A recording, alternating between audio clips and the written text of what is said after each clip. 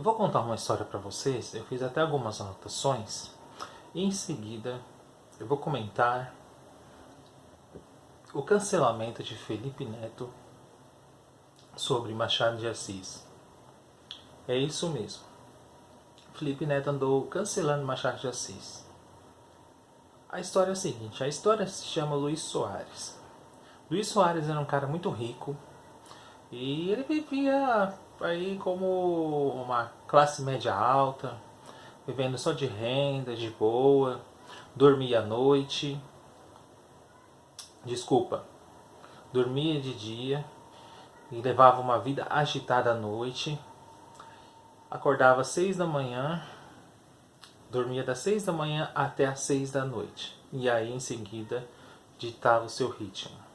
Dizia que viver durante o dia não era para ele.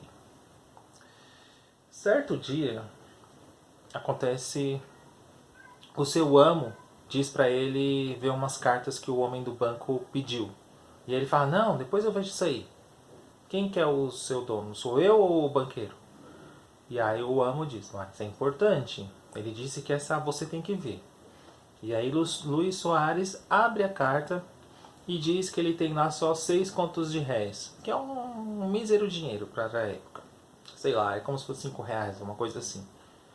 Soares fica apavorado. Ele era um homem frio. Dizia que ele não conhecia as coisas do amor e do coração porque ele não precisava disso. Ele era o verdadeiro retrato de um mercenário e que achava que o dinheiro poderia comprar tudo. Nesse desespero, ele vai conversar com um amigo que é chamado Pires. É uma espécie de confidente. E aí ele vai e conta o que aconteceu, que ele está pobre e está em desgraça. E o Pires, ele faz algumas sugestões. Só que antes, o Soares diz: não conta pra ninguém. Ele: não, eu sou um túmulo. Pois bem, ele lhe dá 3 sugestões. A primeira ele fala: casa com uma mulher rica.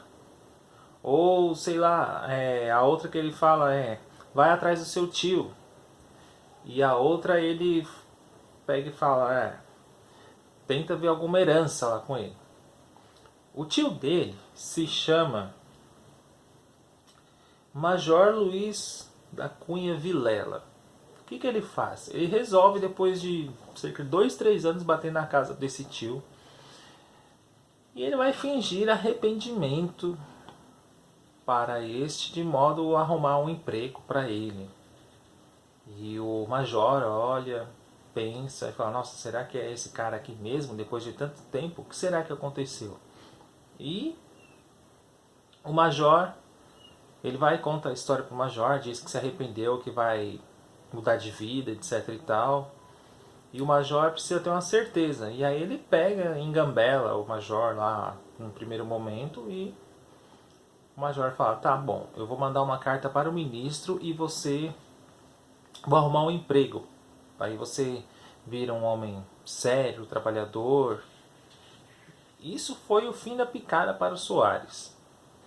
Virar um homem sério e trabalhador. Ele era um verdadeiro boêmio. E aí, mas não resta o que fazer, né? Ele vai, leva essa vida, que para ele tinha uma cara de santo externa, mas por dentro ele tinha um diabo, algo infernal, desesperador. E nesse meio tempo, o seu amigo Vilela contou para todo mundo que Soares estava pobre. E Soares percebeu pelos olhares das pessoas que fuzilavam o seu rosto da cara da desgraça, da pobreza. Ele conta para Vilela que pensou até em fazer suicídio, mas aí ele diz em determinado momento: eu já estou meio morto, seria meio suicídio, porque ser pobre depois de ser rico já é uma meia morte. Veja só. A partir disso, ele reencontra a sua uma mulher apaixonada por ele, a Adelaide. Mas ele ignora, não quer nem saber dessa menina, porque ele fala que ela só tem 30 contos de réis. E ele fala: não, isso aí não dá nada, eu quero uma mulher rica para casar, etc e tal. Vai passando o tempo, ele vai meio que conversando só o necessário com ela, meio que ignora tudo. Chega, e aí eles vão meio que olhando um pro outro, tudo, mas daquele jeito. Chega um determinado momento, o Major, ele diz, olha, para eu morrer em paz, eu preciso que você faça algo, que é o quê? Case com a Adelaide. Aí o Soares fala, mas eu não a amo. Mas case, com o tempo você vai aprender. Pois bem, o Major percebeu que ele já não gostava muito da Adelaide pela resposta que ele fez. A partir disso, passa-se uma série de acontecimentos e aí surge um amigo dele que é chamado Anselmo. O Anselmo ele foi amigo do pai de Adelaide durante muito tempo. E aí ele chega lá, conversa com o Major, tudo, ficam batendo papo e chega um determinado momento que ele fala, olha, eu tenho uma carta, uma espécie de testamento que o pai dela pediu para ler somente 10 anos depois. E aí ele vai ler essa carta ali no momento. O que está escrito nessa carta? Que toda a herança de 300 mil réis seria para Adelaide caso ela casasse com alguém. Esse alguém do qual ela deveria casar seria Soares. Ouvindo isso, Soares fica irradiante de feliz. Por quê? Por conta do interesse que ele tinha em relação a dinheiro, e aí ele deixava de ser pobre. E aí ele já começou a imaginar várias viagens, festas, dinheiro, a sua renda, os lugares que ele frequentava. Nesse sentido, o que acontece a partir disso? O Major vai conversar com ele e pergunta, você vai querer casar com ela? Claro que eu vou. Mas você disse que não queria casar. O Major disse, não, mas eu mudei. Eu a amo. Você tem certeza? Perguntou o Major. Tenho, absoluta. E o Major saiu. Só que o Major percebeu que algo mudou ali. Porque de repente ele não gostava e agora gosta. Então ele já... Soares ficou todo feliz porque achou que estava no papo a Adelaide. Mas a Adelaide vai conversar com ele e ignora.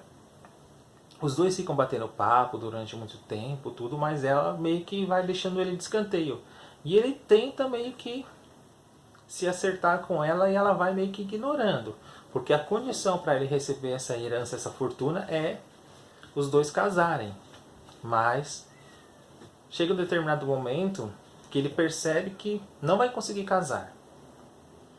E aí a Adelaide meio que fala pro Anselmo, fala, olha, eu não vou seguir essa herança por duas razões, porque ela explica a história toda que o Soares meio que a ignorou, que é questão de interesse, etc e tal, e Anselmo aceita.